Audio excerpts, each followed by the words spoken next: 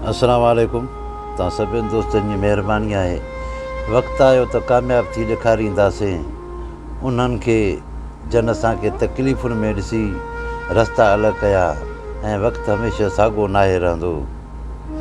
हे असांजा फैन आहिनि, हे मुजाहिद हुसैन पठान, हे लाड़काणे रहंदो आहे। हिन जो बाकराइन टावर वटि दुकानु आहे। जेकी असां सां राब्ते में हुयो, लाड़काणे वियासीं, पोइ मिलियासीं। ऐं हे नंढड़ा असांजा फैन आहिनि।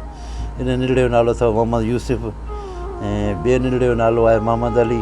ऐं जेका नंढड़ी आहे इहा आहे हुर परी। इहे बि असांजा फैन आहिनि।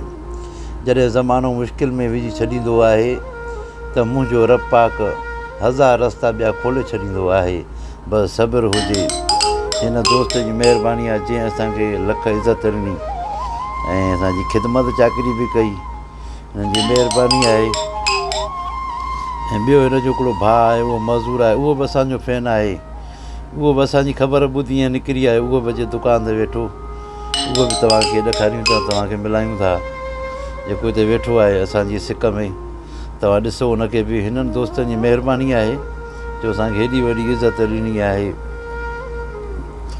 उहो बि कुर्सी ते वेठो आहे। हिन जो भाउ आहे। हे अथव उहो हुनजो भाउ अथव जेको मज़दूर आहे ॿिन्हिनि टंगुनि खां। पोइ बि हिन जी मोहबत आहे असां सां। इंसान सिर्फ़ु पैसे सां अमीर नाहे थींदो। असुलु दौलत इंसान जो ईमान, इख़लाक़ ऐं किरदारु ऐं अमल आहे। तव्हां सभिनि दोस्तनि जी महिरबानी। अस्सलामु वालेकुम।